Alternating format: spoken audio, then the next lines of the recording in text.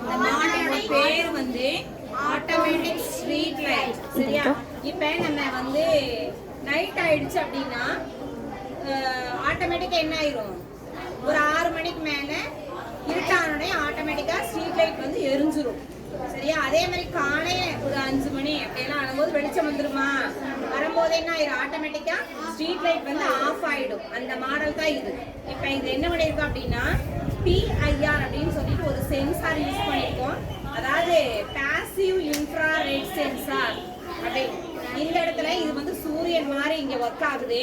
இப்ப நான் கையை மறைச்சோன்னே என்ன ஆயிரும், ஆட்டோமேட்டிக்கா உங்களுக்கு கீழே வரும் லைட் எரியுது. லைட் எரியுதா?